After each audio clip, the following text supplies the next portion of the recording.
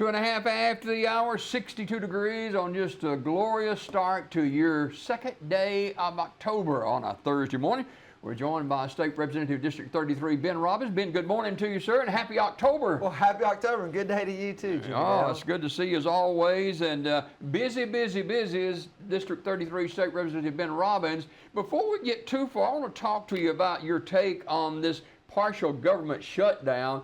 How can it affect Americans, and how can it affect Alabama if it kind of hangs on a while? Right, I mean, the longer it hangs on, the longer it goes, the more it will affect us. Right now, the big scheme of things, a day or two isn't really going to make that much of a major impact. But where we'll start making an impact is almost immediately we'll feel it with failure to pay troops. I mean, with our military bases, whether that be Huntsville or Montgomery or down in Dothan and across the state, all of our military members not getting paid, that's going to start having a pretty big impact on the I mean, imagine Montgomery if all of the Air Force members in Maxwell aren't getting paid, what that's going to mean to sales and revenue in Montgomery. So that's one example. And then the longer it goes, you know, we are reliant and receive money from the federal government as a state that then we appropriate out. Mm-hmm. If we don't have that money, then that means some things that everyday citizens rely on might stop receiving. So it would be great if the Democrats would come to the table and negotiate with the Republicans, but you know, we have no control over that. We just hope that they do that. Yeah, saner minds prevail, hopefully. Right. Yeah. So what's been going on with you the last few months? Oh, I mean, just like you said, busy, a lot of stuff. I know, I think you did a great job interviewing all the candidates for municipal elections and getting, you know, I know everyone was, you know, that was very heated, and I think a lot of people are glad that that's behind us now. But I actually had two bills or two laws that I passed go into effect yesterday, October 1st. So one was a human smuggling bill, which a lot of people, there's a lot of press about it yesterday, that what it does is if you knowingly bring an illegal immigrant into Alabama to exploit them for labor, that will now be a crime. If you're, like I said yesterday, I did an interview with Mobile CBS. I said, we're not going to punish a good Samaritan that if a pastor or you're helping someone in need, there's no crime for that. But if you know and you're loading a bunch of people into vehicles or vans or trucks and moving them into Alabama. And it's happening. It's happening. We're going to make that a crime, and it went into effect yesterday. And our sheriff's departments, when they arrest individuals, will now relay information to ICE and say, we have so-and-so in our jail. Are you looking for them for something else? So that way we're just relaying information with the feds. So if there are federal crimes that someone's guilty of, we know it. Where before, not every county was operating this system. So what we're doing is making it uniform and trying to catch criminals, really. The other law that went into effect yesterday was a tax. I know that word doesn't sound great, but it's a tax on adult content. So now if you sell adult content in the state of Alabama, you're going to have online, you're going to have to start paying a tax to the state. And that money that is generated from the tax is going to go to mental health programs across the whole state. So I was very proud of that because, you know, it was a big sweeping bill, but this one part dealt with this tax. But what we see is that this kind of content viewed at younger ages affects people's mental health, and we need to offset that because it's affecting our young people, and then as they transition in adulthood, they have depression, anxiety, misunderstandings of what a relationship means, and all that is due to this adult content they're viewing at really young ages. Now, these two laws that went into effect yesterday, they don't just happen.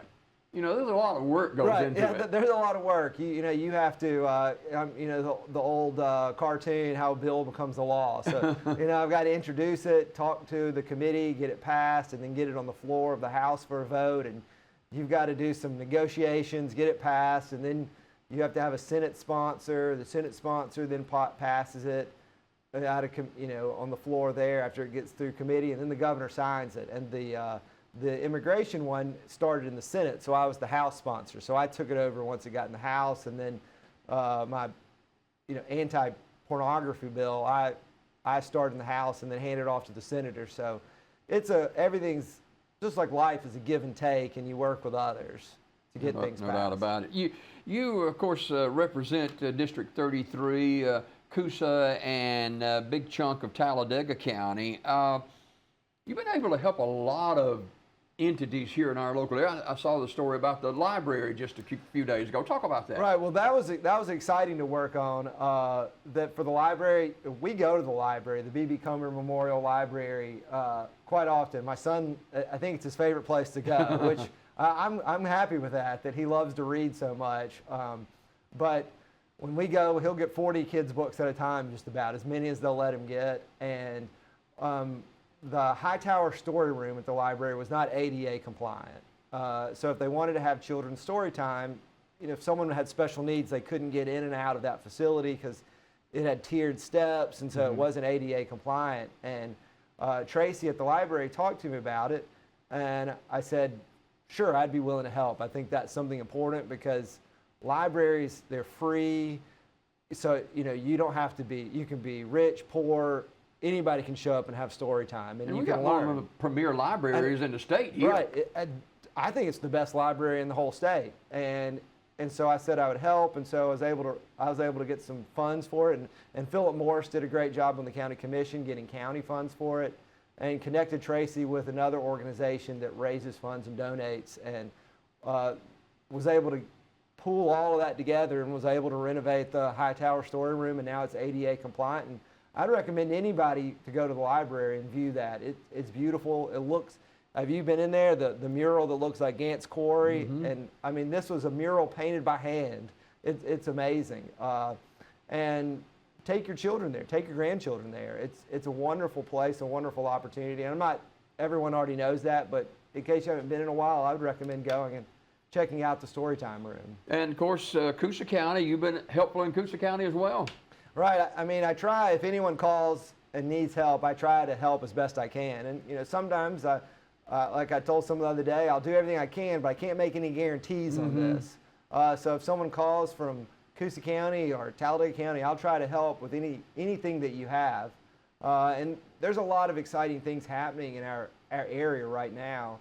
I'm sure everyone's driven by and seen the Earth Project that I kept saying we'd have trucks out there, we'd start work, and it kind of felt like it was taking a while, but it's actually happening, and the work is going, and we're told it will be about 13 to 14 months, and it'll be completely done. So, I mean, that's a very exciting next phase and chapter for this community. No doubt about it. We're talking with Ben Robbins, State Representative District 33. We're going to have some governmental elections coming up, and I saw the other day where Paul Feinbaum is looking to maybe walk away from ESPN to get in the political arena. And your thoughts on where we are in our state right now? I think right now, despite the potential government shutdown and some federal cuts, we budgetary-wise are in a very healthy position. Our revenues have flatlined. What that means is that the taxes that we've generated, we're not generating as much tax revenue as we were a few years ago. The economy is starting to kind of flatline. But because we have put into place what's called the rolling reserve, which is basically a savings account. We have purposely been saving money like you do at your household. We now are in such a good, healthy financial place that we'll be able to weather storms. And in fact, other states are now looking at how Alabama budgets, because their budgets are doing this and going down, and ours are just staying relatively the same and growing just a little bit. So we are in a healthy place.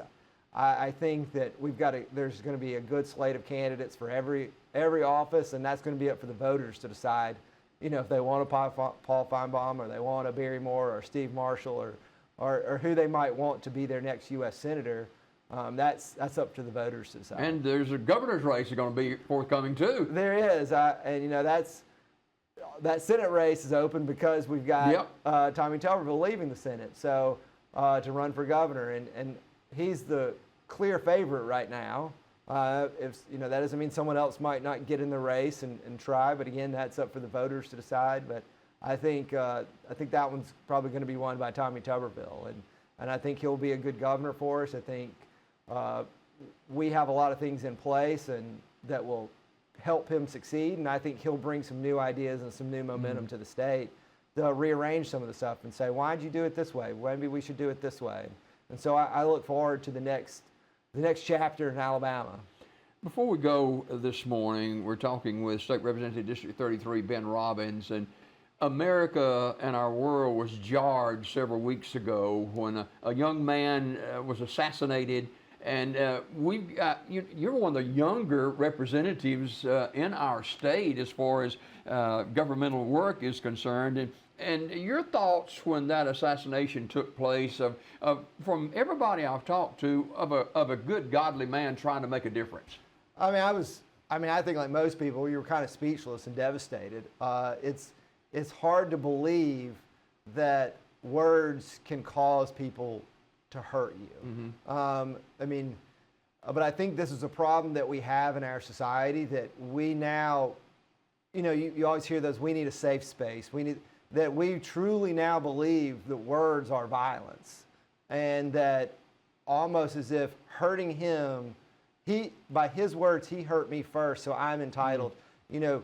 If someone's about to hit you, Jimmy Dale, you're justified to hit them back. I think that we have a segment of our society that views people just saying things they don't like as violence towards them, and they're okay to meet them with violence. And I think it's dangerous.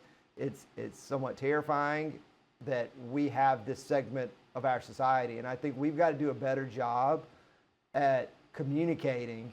And I know, like with Charlie Kirk, all he was doing was communicating. But I think that we've got to be open and available to hear from other people, even if you disagree with them. Because if you shut people out, it will cause violence.